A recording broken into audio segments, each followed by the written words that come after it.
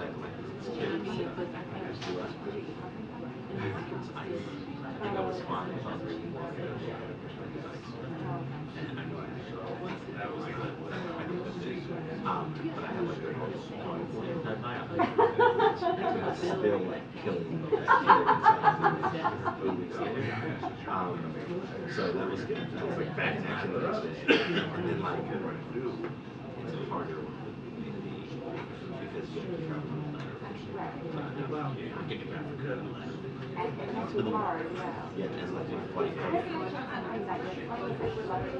Yes, my flight from Ghana left early, and my flight to Ghana left early. And so I'm sitting there waving, pointing to my watch, and all that stuff. And they're like, we didn't think you'd make it, so we just took off. And I was like, thank you. So I just missed Tanzania.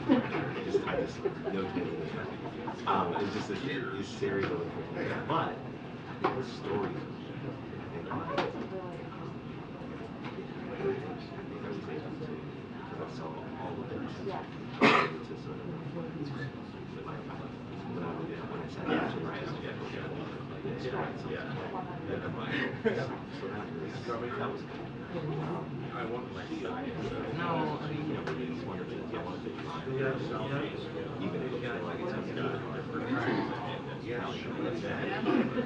And they're right. There's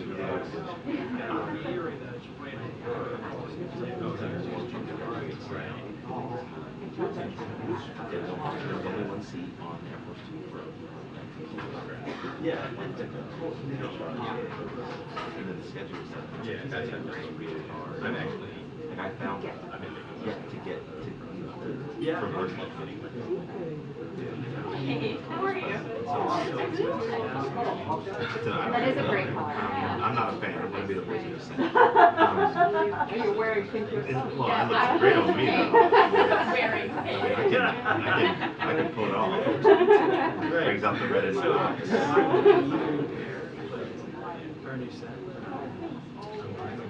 is my Friday. Ready to stay out. I know. What'd you say? No, I just did the rest of the we have like coffee, and then we run out and have dinner. And Dylan is the end of for like 6 months. So everyone is just like 2 weeks PTO left and right this month. Right? So like, otherwise you lose it. Like, you get really out really good of it, but like, so I'm otherwise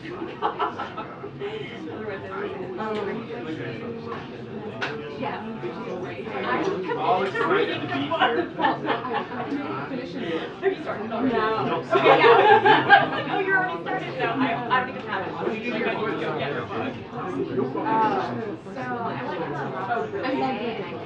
yeah, oh, that's what you had mentioned. I was like, I'm not happy with my run. And that was too. Yeah, all good. Yeah. You know what, like the next time? Yeah, it's like grass, and it's always like really back in my ankle. I need to and it was actually I knew it was. and then I actually landed on I just make sure it's fine. Yeah, and you know what it's well. Amazing. It's $10 on it. But then like I borrowed the ankle brace from someone. Of course you did. So are you stationed hardcore? Wednesday night. Except we didn't make the show out. It was also my It didn't lay solely on your shoulders. Or you also in your ankle. You know, it's probably because at her age, she's kind of really ill now, and so, you know, Maybe arthritis. No, that's David Sanger. You're mixing us up. Hey, I teach her kids who drive those songs. Is it? Oh, right. You think it's It's a new 54. No. Okay. Is it? Okay. You're being generous.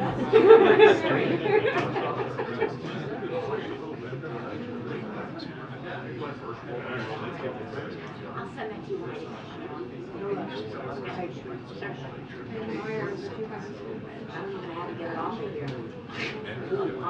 it's actually like my most vulnerable she's if I were but it also is like most amenable to like I don't know why I'm wearing but the person yeah. Well, a bunch of house families. Yeah.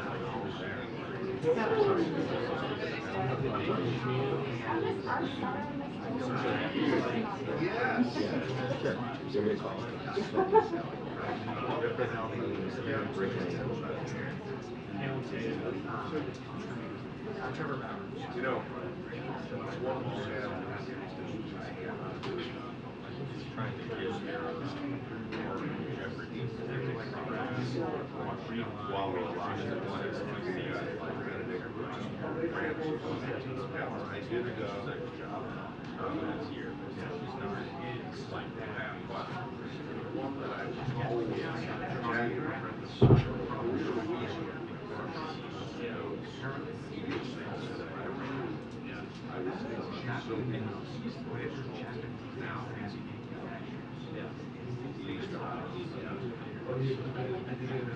Attention, the press briefing will begin in 2 minutes. The press briefing will begin in 2 minutes. Thank you.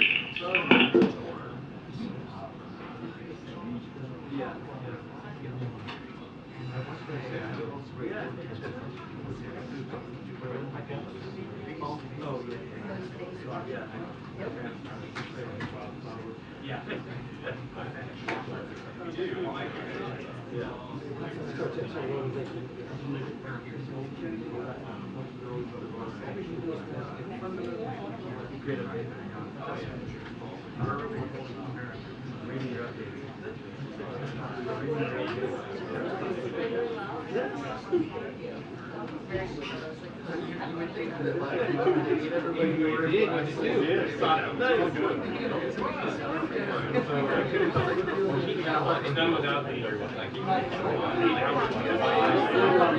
a while.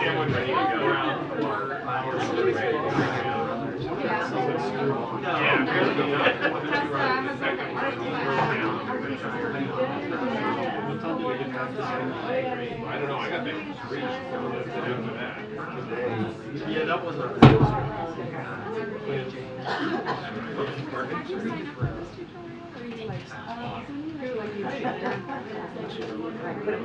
Oh, sure, sure. Yeah, no, I know. I'm so important. Sarah, how you doing? fine. How are you? Oh, I You did because I was flying that. was trying to save like a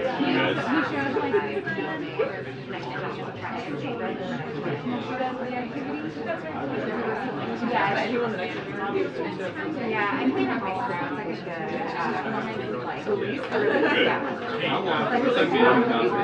Yeah. We gotta get a better story. Like, you were. I like the wrestling. No, but she's going to be like wrestling senator, some senator to the ground, or some better story. About 45 minutes. Kicked in the front row with a little one that was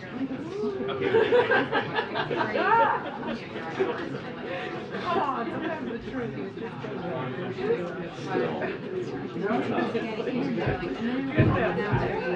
I do occasionally, but this is a good story. Yeah, I've been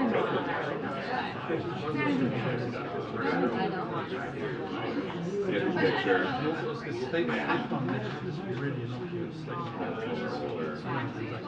Oh, yeah, is that the way?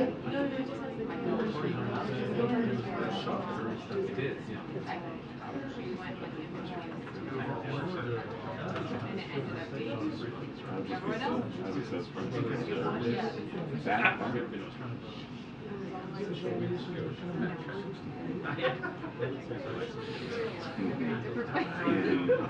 Just have to streamlined. Yeah, exactly. like that. I can relate to that now. Once you move, once you smoke it's too, you can try to control that, but wait. You don't use it when you're sick. We have our own,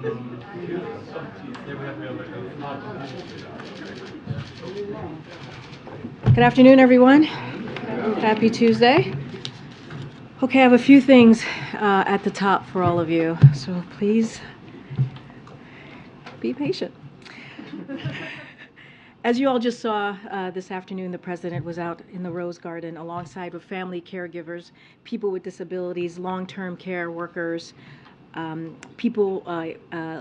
care workers, early educators, veterans, and aging advocates signed an executive order to expand access to affordable, high-quality care and provide support for care workers and family caregivers.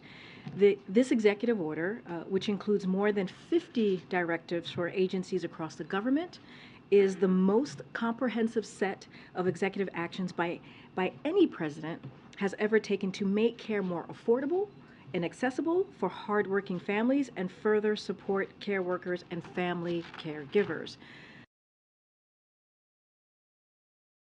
are struggling to access the affordable, high-quality care they need. And too many care workers lack the support they need to do their critical work and are leaving the workforce. The results have hurt our economy and American workers, particularly women.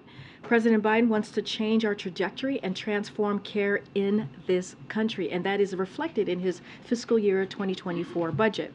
President Biden has also wants to ensure taxpayers get the best value for investments we've already made by helping to make American families access care, all while supporting care workers and family caregivers and growing our economy as well. And that is exactly what this executive order will do.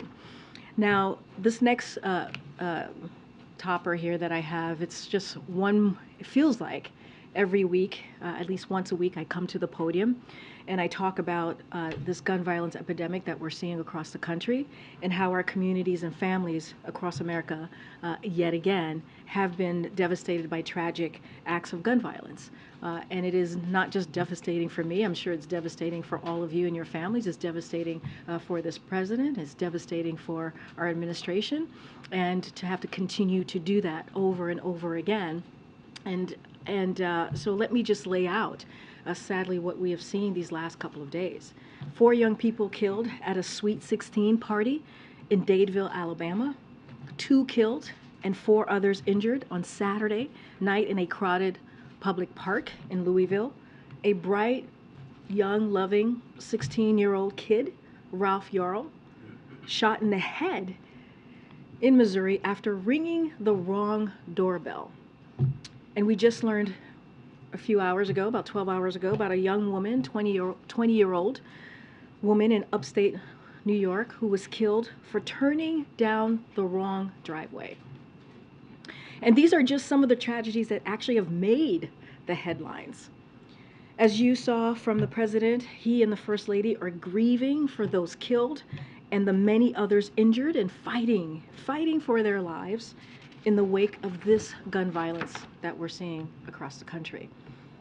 The president had the chance to speak on the phone with Ralph last night, in addition to talking about Ralph's success in high school, his hopes for the future, and wishing him a speedy recovery. The president committed to Ralph and his mom, as he has committed to so many other survivors, that he will continue to fight for gun safety reforms.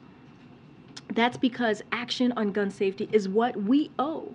It is what we owe to those who have had their lives stolen from them, and it is what the American people want to see. Majority of the American people want to see us take action. Despite that, last week we saw many national Republican elected officials stand alongside NRA in a race to the bottom on dangerous laws that further erode gun safety. Though the proposals they're pushing take us in the wrong direction at a time when we're seeing gun violence surging, particularly gun deaths of our children.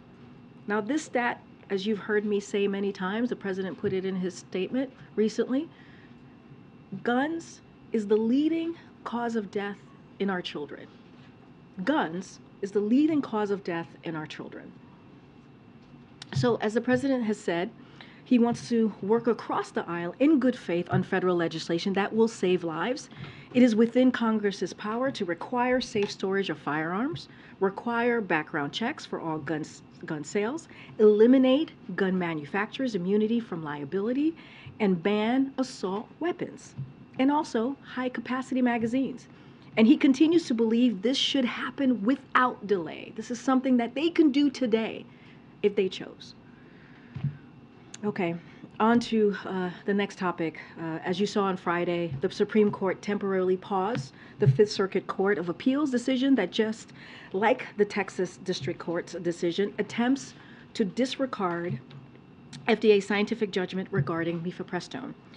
This administration continues to stand by FDA's evidence-based approval of mifepristone and the agency's independent expert authority to review, approve, and regulate a wide range of prescription drugs. In recent weeks, we've seen hundreds of pharmaceutical companies and executives, attorney generals from across the country, and members of Congress all speak out against the dangerous precedent this court decision could set if it does stand.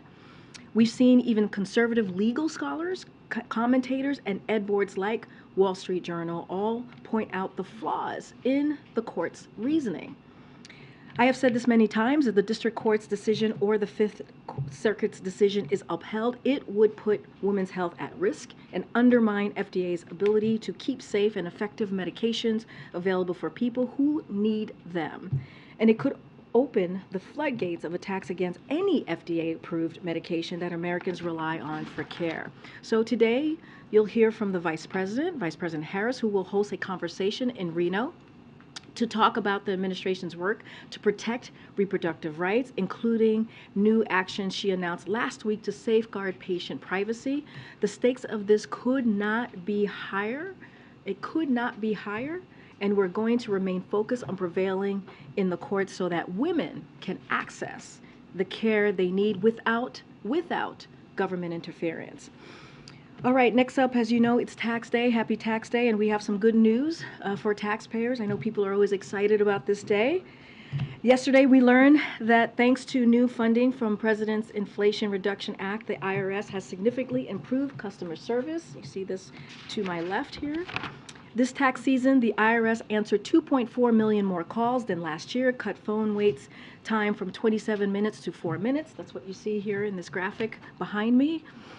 Served 87% of customers who called up from just 15%, served 87% of customers who called up from 15% last year, pardon me, and helped 100,000 more taxpayers in person. So now MAGA congressional Republicans want to repeal this progress, making customer services worse for hard-working taxpayers and making it easier for wealthy tax cheats and big corporations to get away with cheating on their taxes. So it's literally the first bill that the House Republicans have passed. That's how they want to move forward here. President Biden and congressional Democrats have a different agenda: more help for taxpayers while ensuring the super rich pay what they owe. That's what we're seeing today. Finally, a word on the discussion today of the debt limit and the budget. So you've heard the president share his father saying, "Don't tell me what you value. Show me your budget, and I will, and that will show us, you, the American people, what you value." And you hear the president say that over and over again. You've heard me say that, repeating the president from time to time here at the podium. And here's the thing: we still haven't seen a budget from House Republicans. What we have seen from them are trickle-down proposals that would sell out hardworking Americans. Speaker McCarthy doubled down on many of these proposals yesterday, and the Republican conference has advanced others that would kill jobs by sending manufacturing plants we're delivering overseas, end Medicare's new power we gave it to negotiate lower drug costs, increase energy costs while increasing the deficit, take food assistance and health care away from millions, make devastating cuts to veterans' benefit and education, defund law enforcement and border security. They're even talking about adding $3 trillion to our debt in wasteful tax giveaways to the richest Americans and big corporations. Compare that to what we're trying to do, compare that to what this president is fighting for. Today, he's taking unprecedented actions on behalf of hardworking families to make child care more affordable, improve home care for veterans, and improve care for older Americans. He's laid out how to shrink the deficit by $3 trillion by ending wasteful subsidies for rich special interests and having them pay their fair share. That's all we're asking, for them to pay their fair share. Also, by expanding the power he gave Medicare to reduce lower drug costs. He's fighting to pick up the pace of the reshoring trend he's leading right now. He wants to support law enforcement with funding for community policing and to ban assault weapons so that we can reduce gun crime and save lives. And he wants to preserve our most basic rights, like the right of women to make their own health care decisions. So again, we'd like to see a Republican budget. We have not seen one yet, so that the American people can see for themselves in a transparent way what is it that House Republicans want to do.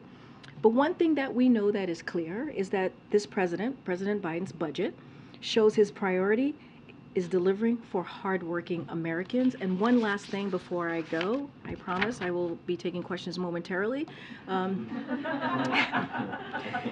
It's been a while since I've been in here, so So I want to make sure that I introduce you to a fresh face in our briefing room today. Kelly Scully has joined our team as Assistant Press Secretary from her former role as Communications Director at ONDCP. She's a veteran of the Biden campaign and the Senate, and we're excited to have her on our team, and she'll be covering healthcare and adjacent issues to healthcare. So, please come back and say hello to Kelly. We're really excited to have her, but I wanted to make sure that I introduced her while I had a second with our very long topper for all of you. And with that, Sungmin, you want to kick off the first question? Two topics. Sure. On your last one, Yes.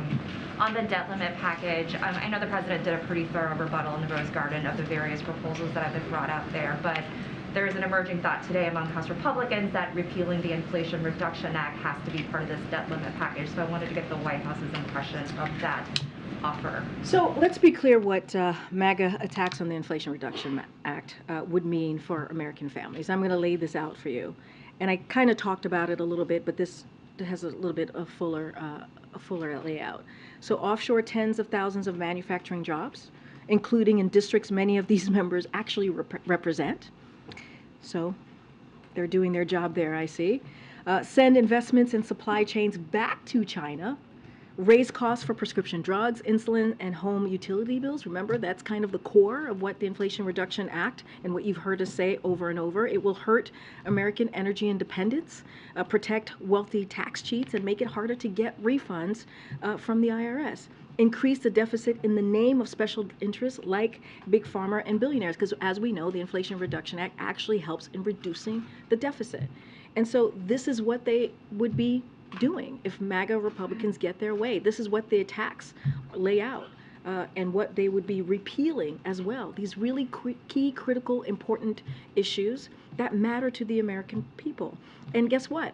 This is an unpopular agenda that the Americans do not support. They don't support this. So why would they go against what majority of the Americans want to do? And this is going to hurt their own district, hurt them and the Americans and their constituents in their own district. And a quick one on Sudan. Are there plans to evacuate U.S. embassy personnel from there? So just a couple things a couple things I want to say about that. And do you mean Americans more broadly, or are you talking about both? Okay, so look, the U.S. Embassy in Khartoum's security alert on April 16th stated that due to uncertain security situation in Khartoum and closures of the airport, Americans should have no expectations of a U.S. government coordinated evacuation at this time. We expect that will remain the case. We have been urging American citizens not to travel to Sudan since at least back in October of last year. When the State Department travel advisory was set at a level 4, which means do not travel, that's what a level 4 means. It is imperative that U.S. citizens in Sudan make their own arrangements to stay safe in these difficult circumstances. We advise U.S. citizens to remain sheltered in place and to contact the U.S. Embassy if they need assistance, and that is currently where we are at this time. What about the embassy personnel?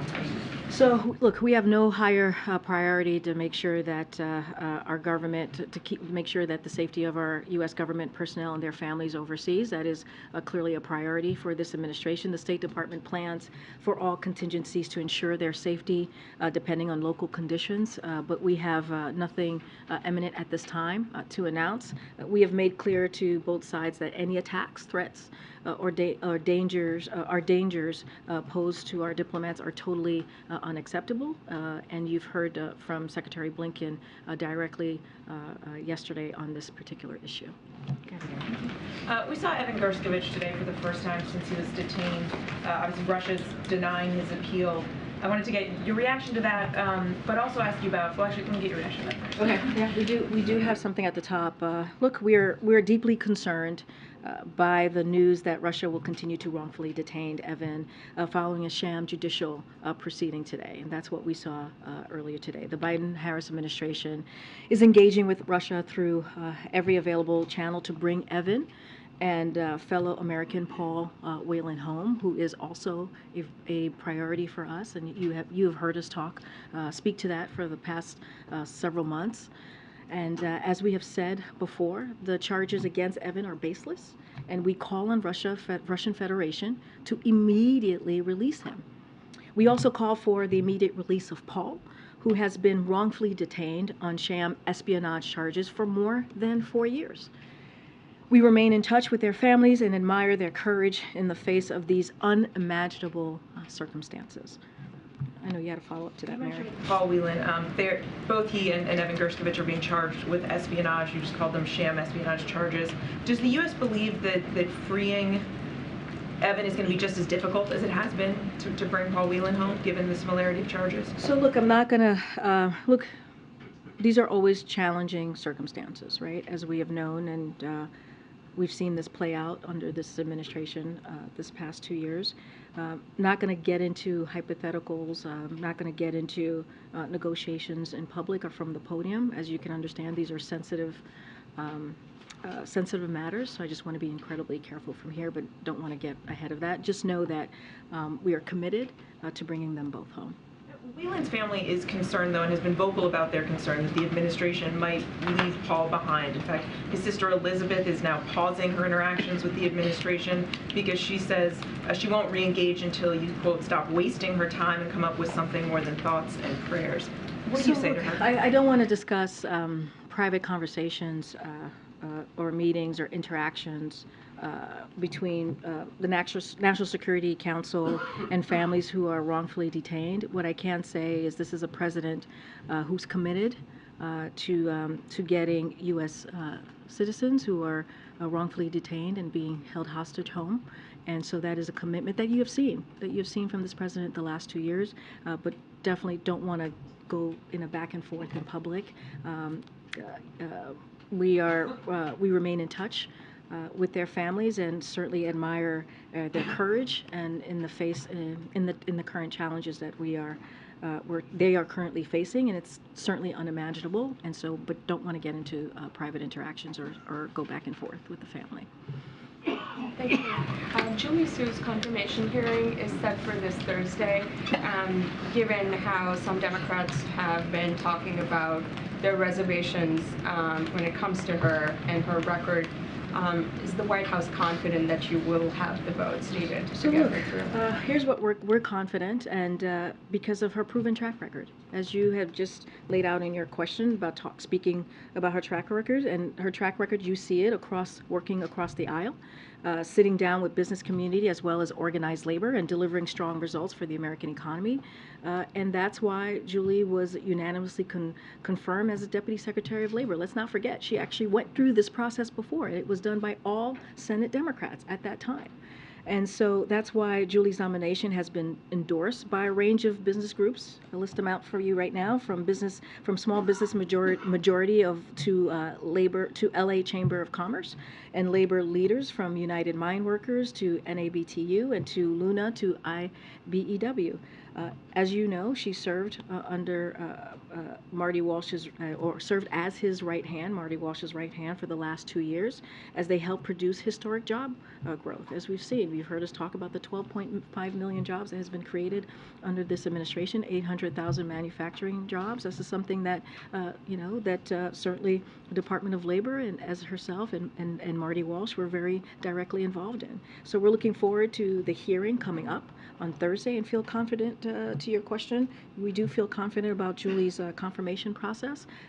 Again, she has a proven track record that she can stand on proudly, and we are proud to have the President is proud to have nominated her. So as you're canvassing for support, have you heard from Senator Tester, or of course Senator Manchin has privately expressed reservations? What's the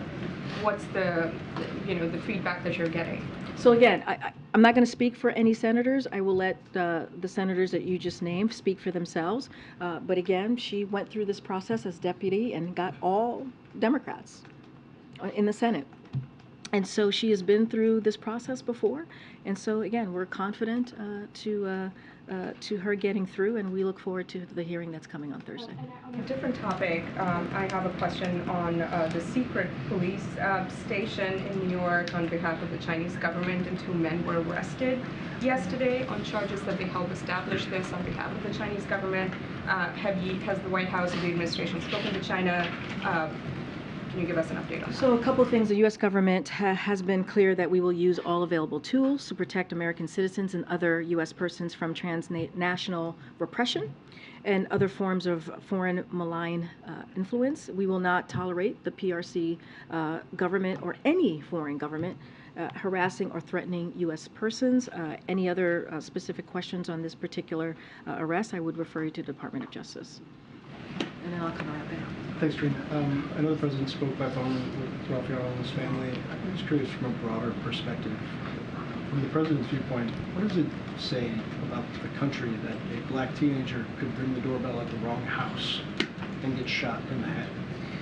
Look, it's devastating. I think the gun violence epidemic more broadly is devastating. As you know, as you just mentioned in your question, he spoke to Ralph and his mom. And look, I don't want to get too far into it. As you know, there is going to be an investigation, so I want to be very careful from here. And they spoke at length. As I mentioned, they discussed his success in classrooms. But look, this is an epidemic that we need to deal with. I am tired, I'm sure you all are tired, having to report on these types of shooting almost every week. And we can fix this. Congress can fix this. They can take action today and deal with some real issues that we're seeing to really deal with gun reform, and we're not seeing that. You know, we get asked often, why is it that the President keeps asking for Congress to take action? Because he's using the platform that he has to speak directly to Congress and to make it clear that we need to take action. This is unacceptable. What we're seeing is unacceptable. You heard the President say this. It is outrageous and unacceptable. It is unacceptable that guns are a leading killer in our children. And those numbers are just rising. They're not declining when you think about our children dying by guns. And so, look, I'm not going to get, again, too far into the weeds on this case, but what I can say is that, you know, like the President said to him, we hope for his speedy recovery, and we are going to continue to do everything that we can to really deal with this epidemic. This is a President that has put forward almost a dozen executive actions to deal with this issue, and he's going to continue to use the bully pulpit to call on Congress to act. Before you go on, the audio back here, we can't hear, no one can hear back here. Is that right, folks? Yeah. I'm sorry, maybe can somebody on the team get that fixed? I apologize, guys. I'm sorry, it's not. No, it's good to know. Maybe we'll get to it. Sorry about that. I'll try to speak louder. I asked the question from a broader lens because I'm not sure what in the President's proposals related to gun reform would have addressed either the weapon used in this case or the specific scenario here, and that's why I'm asking kind of more broadly, what does it say about the country that this is, like, this can happen? Well, look, there's investigation. I think it just went up. I just woke up for a second there. There's an investigation going on, and we'll learn more as the investigation goes by. What we can say is continue to lay out what we're seeing. Our children, our schools, our churches, our grocery stores, they've all become targets. And that is devastating to hear. When I started out talking about the gun violence that we have seen over the last couple of days, I said, and I just said this to you in answering this question, it feels like almost every week, at least once a week, we are having discussion. There was one week where the president talked about gun reform and gun violence 3 times. And that's when we saw that horrific shooting in Nashville, where 3 9-year-olds and 3 administrators were murdered at school. And so what I can speak to is that there's clearly an epidemic. There's clearly actions that need to be taken. We are asking Congress to take actions, and this is something that they can do today. This is a president that's taking this very, very seriously, not just as president, as vice president, as senator. His record shows that. But now we need legislation. We need courage on the other side of Pennsylvania. And we just haven't seen that yet. From Republicans. Republicans need to act here. Go ahead. Thanks, Karine. What is the White House's reaction to Mitch McConnell saying that Republicans would block attempts by Democrats to temporarily replace Dianne Feinstein on the Senate Judiciary Committee? Look, I want to be very clear here. Let me first say that and the President and the First Lady has offered up, a speedy recovery. As you have heard me say many times, that Senator Feinstein is not just a former colleague of the President, but a friend. And so was her late husband, Richard. And so certainly we wish her a speedy recovery. And look, this is a decision for her to make when it comes to the future, her future. That is something that she gets to make and should be allowed to do that. And what we know and what the President has said is she's had an impressive career. He's worked alongside her with dealing with the assault ban weapons. That's something that they worked on together. And the work that she's done as a senator has certainly lifted up this country. As it relates to, I'm not going to speak to every senator or every elected official that makes a comment. But look, what we believe, when you think about what Democrats are doing or what their request is, this is a request that is, we think that is reasonable. This is something that Senator Feinstein asked for. This is her request. And it is flat wrong to ask to seek partisan advantage from health issues of a colleague, right? The American people reject that kind of scorched earth type of behavior or approach to governing. Again, this is something that she put forward, and this was her request. So I'll leave it there. If her seat on the committee is not filled while she's away with her illness, I mean, is it going to hurt the White House's ability to get judges appointed in the Senate? So look, what we appreciate the efforts that we have seen in confirming judges, and what we believe, look, confirming those judges who uphold the rule of law is a top priority for the President. Senators should not needlessly deny community judges who can ensure accountability for criminal acts. And so that's what we believe, and I'll just leave it there. Go ahead, Nancy. Thanks, Karine. Back on Evangershkovitz, you mentioned that the administration is using every possible avenue to try to talk to the Russians.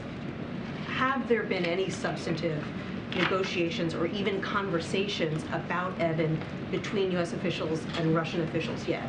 So, as you can imagine, I can't get into details from here. These are sensitive conversations. Don't want to get into negotiating in public or negotiating from the podium. What I can say is that we are committed to getting Evan home, and we are committed to getting Paul Whelan home. That is what you heard from the Secretary yesterday, and that is what you're going to continue to hear from this President. I know that the U.S. Ambassador was able to meet with Evan for the first time yesterday. Has any message been delivered from President Biden to Evan? So don't have any direct message to report out. They report that he was appreciative of the support that he is receiving from people at home, and that he feels good and is holding strong. And I think that's important to get a state of how Evan is doing. And so that's what we heard from Embassy Moscow. And so again, I think that's important, but I don't have any direct communication that was provided to Evan from this president. Sorry. No. How often is Evan going to be able to meet with the U.S. ambassador going forward? So look, I don't have any specific timelines on how often that's going to occur. Clearly, Evan's health is very important to us, which is why we wanted Embassy Moscow to see him and to get to see him with their own eyes. Just don't have a regular cadence of what that's going to look like, and so I will leave that to the State Department to speak to directly. Okay, go ahead. Thank you so much, Karine. Yesterday, John Kirby said that the Brazilian president was repeating Russia and China's propaganda when he says the United States is somehow responsible for the war in Ukraine. And some officials are saying behind the scenes that Brazil is trying to help Russia in this conflict. So 2 questions. Does the White House believe Lula's comment undermines his effort to mediate peace? He was trying to create a group of neutral countries. And also another question, could there be any diplomatic implications against Brazil? From the U.S.?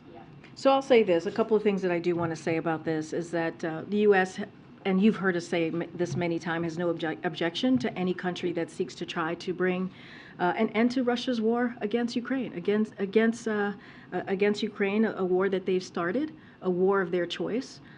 This is Russia that I'm speaking about clearly, but we were struck by, to your question about the comments, we were struck by the tone of the press conference of the foreign minister yesterday, which was not a tone of neutrality, suggesting that the United States and Europe are not interested in peace, or that we share responsibility for the war. We believe, and it is true, that it is plainly wrong.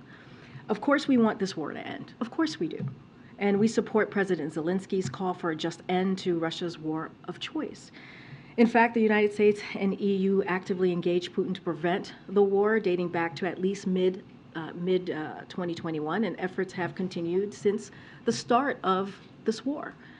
Unfortunately, Russia has shown no interest in ending its unprovoked invasion. We will continue to work with our allies, as you've seen this president do over and over again this past year, and also our allies and our partners, to help Ukraine defend itself against Russian aggression while supporting Ukraine's proposal for a just and durable peace that respects the UN Charter and the principles of sovereignty and territorial integrity. Because remember, this is Ukraine's territorial sovereignty and territorial integrity that Russia invaded. And to say, and again, what we heard, the tone was not neutral, and it is not true. And so we'll continue to speak out against that, just like you heard from Admiral Kirby yesterday. Just a follow-up. Do you think, is President Biden aware of those comments? And going back to the implications, do you see any implications against Brazil on the diplomatic? So look, I have not spoken to the president. I'm assuming that he is aware of this. Look, again, Brazil is a sovereign country, and they get to make its own decision. And so I will leave it there. And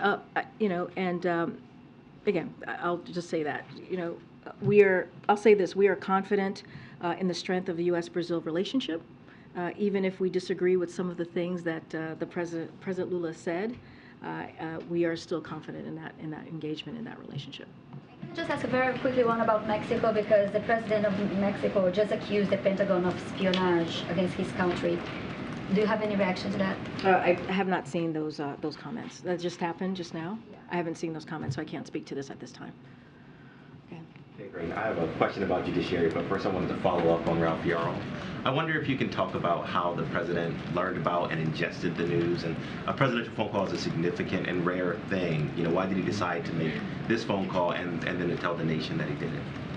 So I think also the parents spoke to the phone call as well. I think you guys heard directly from the parents who spoke to the call that the president had with Ralph, and I think you also heard from others who are supporting Ralph in this moment. Look, you guys heard the news. It was a devastating, a 16-year-old, a sweet kid, as he's being reported, was shot in the head twice. This is a president, as we know, understands loss, understands the importance of making sure that he's a president that's there when a family is suffering and dealing with a hard time. And that's what you saw. This is a president having to deal with another shooting, talking to another family about what they're going through with their kid being shot for ringing the wrong doorbell. Again, I want to be very careful. There's still an investigation going on, so I don't want to get ahead of it. But that's what we know thus far. And so the president wanted to reach out to the family and to Ralph and to say that, we wish him a speedy recovery, have a conversation, let them know that he and the First Lady are with them. And I don't think that's unusual or uncommon for this president to do. And turning to judiciary, I wonder if the president of the White House is concerned that committee assignments, which usually have been pro forma before now, or stalling of judicial nominees is going to just become par for the course in the Senate and kind of stall you guys' ability to get judicial nominees through. Look, I just spoke to this about how important it is to confirm judges and what it means for our rule of law. To ensure there's accountability. So we believe that it is a top priority and will continue to be a top priority for this president. I can't speak to what Congress is going to do or not do, what the Senate's going to do or not do. I can't speak to hypotheticals from here. What I can tell you is what the president's priorities are. And this continues to be a priority for this president. Hi, thanks, Karine. Is the president following all this drip of questionable financial stuff happening from Justice Thomas's private life? I've not spoken to the president about this, so I can't speak to that. What I can say is we're going to be very careful from here and not comment on that. Okay, how about, can you give a little preview of the bilat with the Colombian president? Yes, I can. Yes, I can give you a little preview of what that might be. On April 20th, as you all know, President Joe Biden will host President Gustavo Petro of Colombia for a bilateral meeting at the White House. Colombia is a key partner of the United States, and during the meeting, the two leaders will discuss how the United States and Colombia can continue to deepen our strong bilateral relationship by making progress on areas of mutual national interest, including promoting further economic and security cooperation. The two leaders will also discuss joint efforts to combat climate change, counter narcotics trafficking, address our regional migration challenge, and promote democratic values and human and labor rights in the region and around the world. And we certainly will have more to share. As you know, we tend to have these background calls, these preview calls. We'll have one tomorrow, and certainly we'll have more to share for all of you. I'm going to try and take one in the back. Go ahead, Courtney. Thank you. I wanted to ask about immigration. We're preparing for next month for Title 42 to lift and for more people to be eligible to apply for asylum. We saw that new border numbers are out for March and that there's been the vast majority of migrant encounters are from Mexico and Central America. I know you've got a program separately for a couple other nations where you saw a lot of people coming from there, but can you talk about how you're preparing for next month, particularly with people coming from these particular nationalities? So you kind of asked a couple of things. Let me just touch on the March numbers for a second, as you just stated. Look, what we believe is our border enforcement measures and what we have seen continue to limit unlawful immigration. So that is important to note. We typically see an increase in border encounters this time of the year as weather, I'm sure you've reported, as weather gets warmer. But what we want to note and what's notable is that the seasonal increase this time around was the lowest in 2 years, and the number of people attempting to cross unlawfully last month was down about 23% from this time last year. And we'll continue to do what we can to build a safe, orderly, and humane immigration system. But as you've heard me say many times, Congress needs to act and to also show that they truly have real concern and not do political stunts when it comes to the border. border. As you've heard from the Secretary of Homeland Security, they put out a plan back in January on what the process would look like, and we're continuing to implement that plan once Title 42 is lifted. As you know, and we've talked about this, we're expanding legal pathways like parolee program for migrants from Venezuela, Nicaragua, Haiti, and Cuba, and we have actually seen the numbers come down by more than 90%. We're working with our partners across the Western Hemisphere to jointly manage migration patterns. We're surging additional resources, including personnel and technology, to the border, and we're ramping up expedited removals under Title 8. So again, Department of Homeland Security put out their plan back in January, and they're going to be implementing that plan. And I just laid out some of the things that they announced that they're going to be doing, and we're going to be really focused on making sure that we have a humane, orderly process when it comes to the border. Question for you. The Supreme Court, Justice Alito put a hold, or not a hold, I should say, but we're expecting as soon as tomorrow we could get a decision on mifepristone. Can you talk about how you're preparing for that, both from not necessarily a political perspective, but a practical one when so many patients rely on this medication? Yeah, and so I spoke about that a little bit at the top. As you know, the Vice President is going to be is currently traveling right now in Nevada, and she's been leading on this for the past week, and she's going to be talking at a roundtable to talk about how we're moving forward. We announced some actions last week, the privacy on HIPAA, what we're doing to strengthen that, and I think that's of course very important. For now, mifepristone remains available and approved for safe and effective use. I'm certainly not going to get ahead of the courts, but this is certainly an administration, the President and the Vice President, who have taken this very seriously and will continue to fight for fundamental freedoms. We're talking about fundamental freedoms for women, and this is something that the President or this Vice President is not going to back away from. And again, I laid out some actions that we've taken in the past week, but not going to get ahead of the courts. As you just said, they're going to be deciding at some point tomorrow. Thank you. Okay, go ahead, Anita. I have a question on migrant issues and on Afghanistan. Starting with Afghanistan, the UN says they're prepared to make the heartbreaking decision to pull out UN staff if the Taliban won't allow women to work for the UN. You know, what is the White House's reaction to this possibility, and how could this affect assistance to Afghanistan? So look, we've been I've talked about this many times about, you know, the Taliban and if they want to be taken seriously, if they want us to have a real conversation with them, they have to behave in a way, for example, where women are treated in a respectful way. I'm going to let the UN speak to their decisions, you know, and you know, again,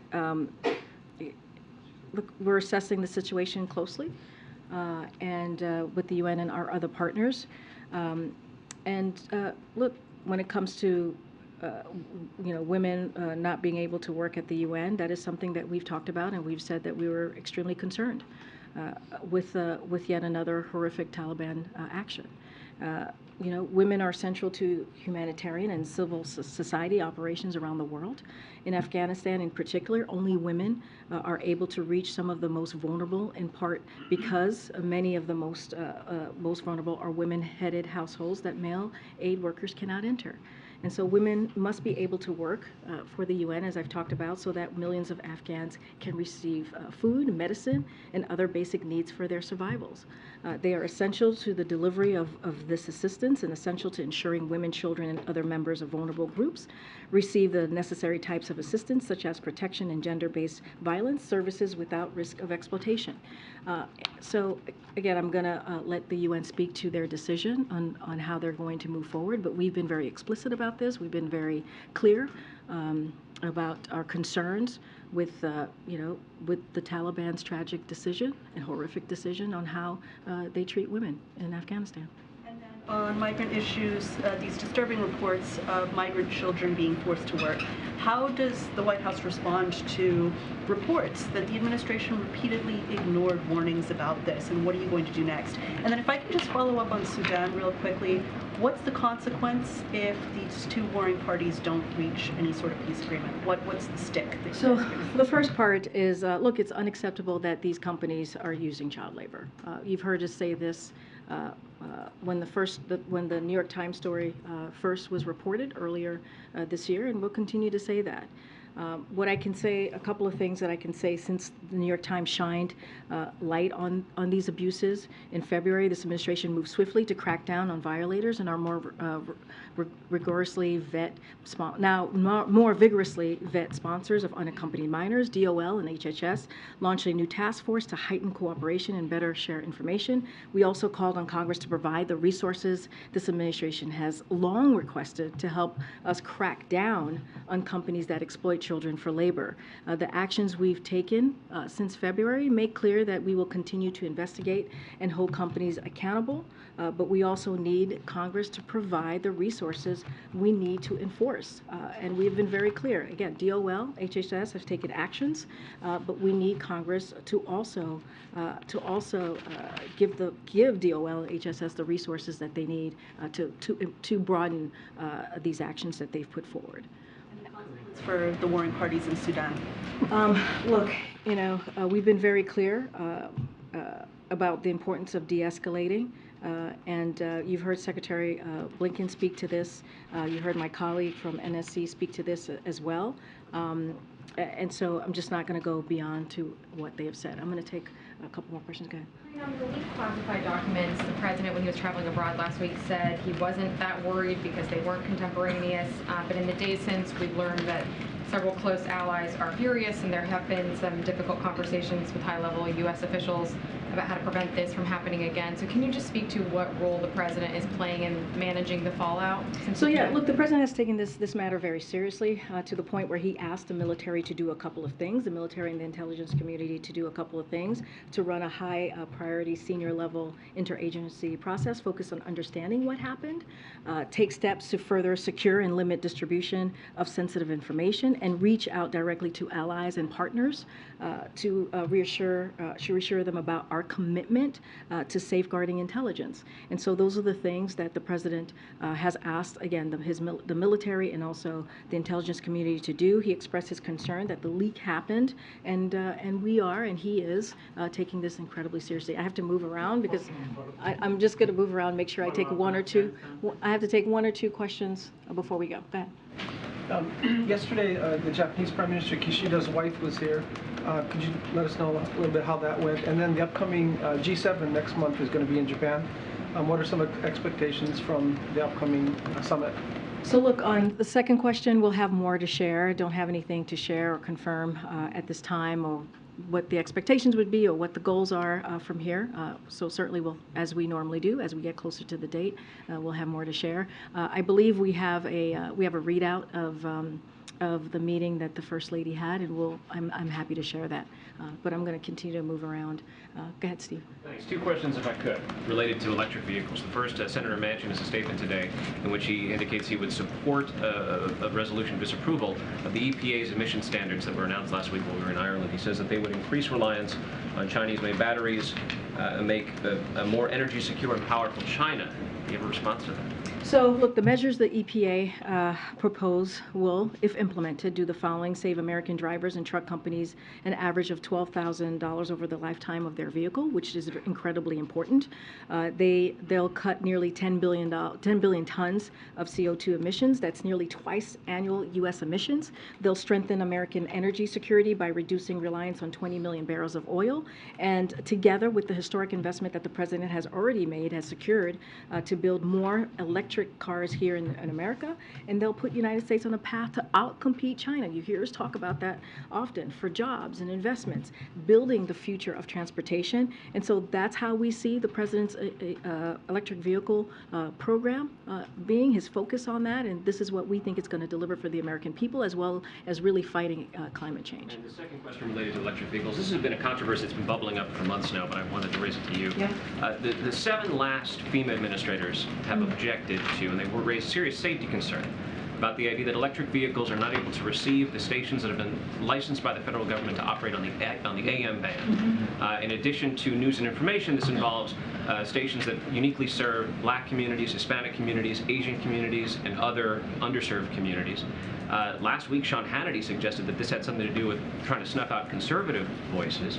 And Democrats Ed Markey and Josh Gottheimer have suggested that the administration ought to be doing more to encourage automakers to have some sort of engineering fix to see to it that EVs can receive these stations licensed by the government to operate on the AM band.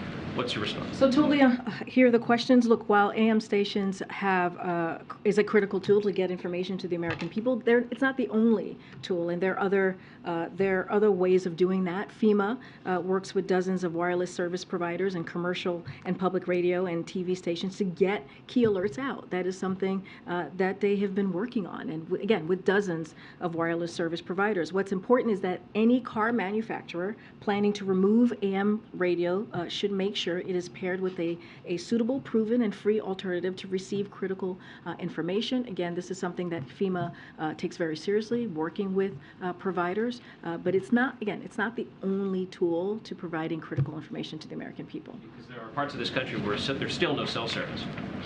So how does that work if you try to use an app? No, I totally understand. This is why FEMA is taking this very seriously, having those conversations with providers, making sure that that critical information that is needed to be provided to the American people occurs and happens. But again, it is not the only way. AM stations is not the only way to provide that information. We've proven that by working with other providers. And so we're going to continue to address this issue. We understand it is important for communities that you just listed to get that information. And this is something that FEMA certainly is taking very seriously. I'm going to take one more question before I got to go. Go ahead, Earl. Hey, long time no speak. Yeah. Listen, just to close the book on Ireland, since we just got back, it was a highly personal trip. There were a lot of cousins there.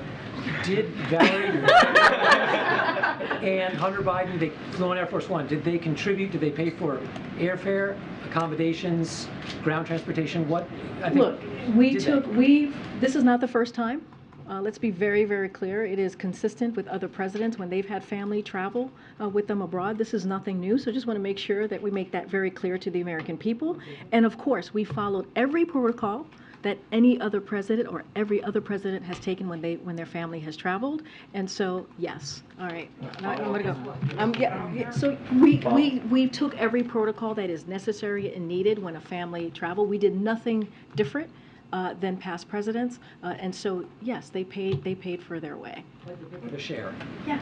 Like every other. This is not unusual. This is not the first time that families have traveled with presidents. So there's nothing. There's no there, as they would say. All right. Thank you. Policy question. Tomorrow.